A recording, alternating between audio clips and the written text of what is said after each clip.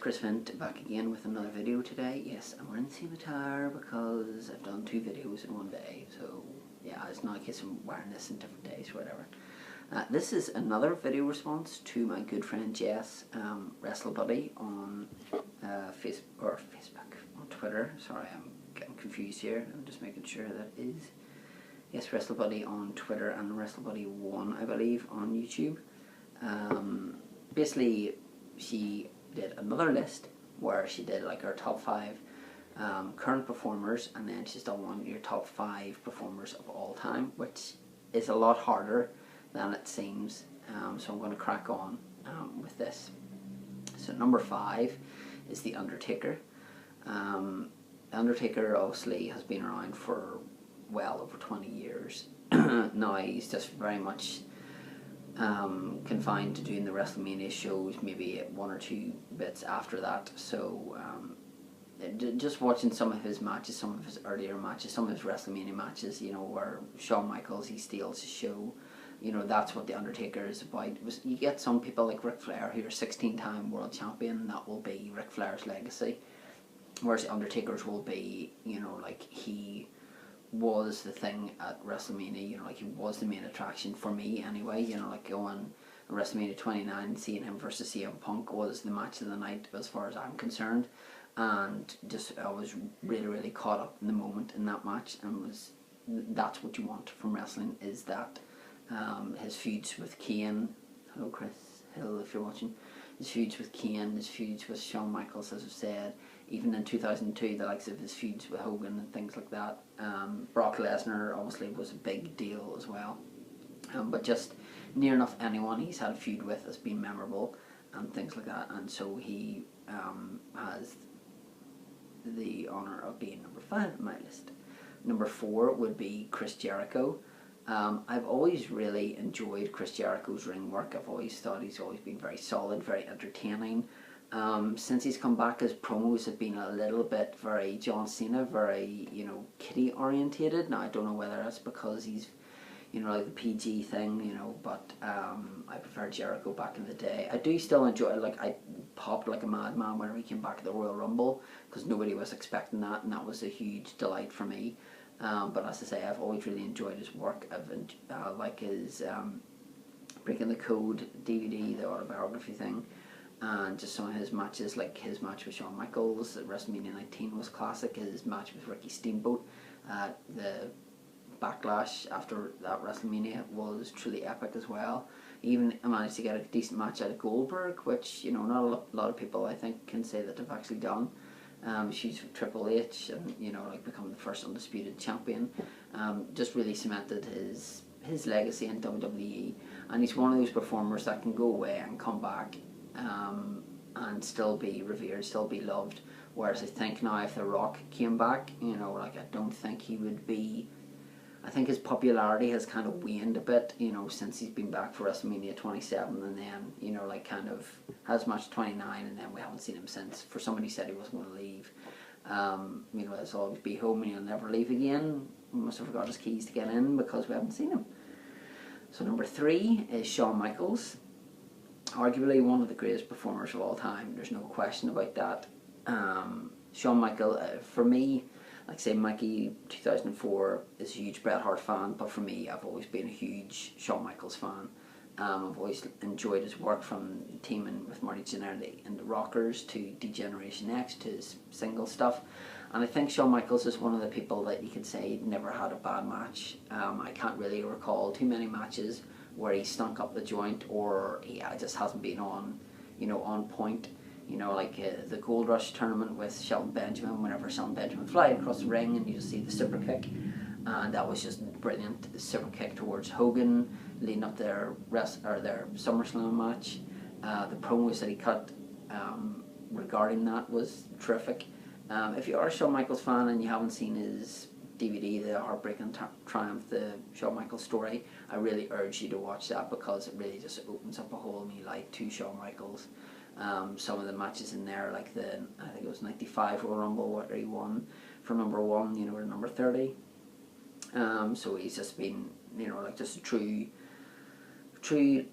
great. Now, this is where it gets tricky for me. and number 2 is Stone Cold Steve Austin. Austin is the guy that I want to meet. Austin is just, you know, from being in the Attitude Era and just basically making that era what it was, you know, like you have Cody Rhodes saying that, you know, the Austin era wouldn't have been defined without the Goldust, you know, character, etc., which is true, but Austin was the main protagonist in the Attitude Era for his feud with Vince, his feud with Rock, his WrestleMania matches with The Rock, like WrestleMania 17 was just a truly epic match. His match with Bret Hart, WrestleMania 13, was kind of what cemented his character, in my opinion. But just, you know, like his promos, you know, like, fair enough, people may say he wasn't the best worker in the ring, but whenever he was injured, the stuff that he did with Kurt Angle and Vince McMahon was just some of the funniest stuff I think I'd ever seen. The what chant, you know, Stone Cold said so, you know, that's the bottom line, etc. Even his podcast is friggin' amazing. I was just listening to the one last night to do with him, Ric Flair, part 1 of 2, which was just really, really awesome to listen to. So Austin's here, and number 1, right about, say, there, is Hulk Hogan. Hulk Hogan is the reason why I'm a wrestling fan. Again, fair enough, he may not be the best wrestler in the world, but my God, whenever he came into the arena just erupted from whenever you heard, oh, Alan Price has just sent me a message saying Ted DiBiase Jr. has decided not to sign another contract with WWE, such a waste. Oh dear, that's never good. Yeah, so Hulk Hogan, you know, just like the arena exploding, you know, whenever he came back with the NWO, his match with The Rock is one of my favourite matches of all time. Just the way the crowd gets behind Hogan and he turns in the red and yellow, you know, like a couple of nights later, getting the Undisputed Championship from Triple H, you know, like the ovations that he got in some of the certain places, etc. Hogan will always be a legend, and for me he's just my guy. Meeting him this year was just a truly memorable experience, and one that I will never ever forget. That is why you'll always see near enough that my Facebook profile picture is me meeting Hulk Hogan. It's just a picture that kind of, you know, like, that was a dream come true, and meeting Austin would be another dream come true. I met so many wrestlers in April, but that was just the creme de la creme for me. Undertaker was great, but just meeting Hogan, meeting my guy, you know, like Chris has met Kane several times, but the one person who eludes him is Sting. Same with Alan, you know, like he really wants to meet Roddy Piper, who is kind of his guy as well. But we all have our favourites, and this is just my favourite, my fave 5, as Booker T would say.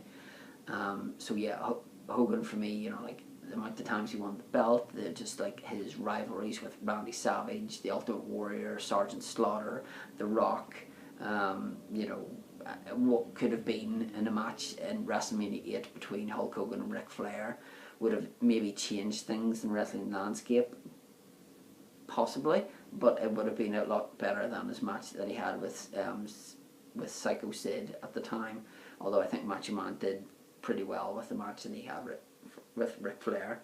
And then obviously, you know, like we could have had the Rock or the Hogan Austin match at WrestleMania 18 instead of Hogan Rock, but you know, there's not much point saying what could have been. It's just a case of, I would say that this Hogan is my guy, and forever will be my guy. I love his DVD sets. I love just watching a couple of his matches, etc. I know that they all basically have the same kind of gist to them, but then again, you know, that's pretty much the scene of today. You know, like he'll pretty much do the same thing here and there. Don't they all? Didn't Bret Hart do that? But regardless, Hulk Hogan is my guy. Hulk Hogan is my favourite wrestler, my favourite performer. The promos, you know, like the Let Me Tell You Something, Mean Gene, etc. And I just think he's great. And yeah, I would like to know what your Fave 5 is. WrestleBuddy has done hers, and her list is a lot different from mine. So you can go and check hers out. And I'll put the link below in the description as well. But Excuse me. But again, that is going to do it for me. No more videos today. I just thought I'd crank out a couple of videos while I was sitting here with nothing to do, and just get a couple of video responses out of the road. So please do yours, and check out my other video to do with the WWE DVDs, Blu-rays you would like to see get made, and see what, give us video responses to what you would like to see being brought out. Okay? Thanks for watching, and bye-bye.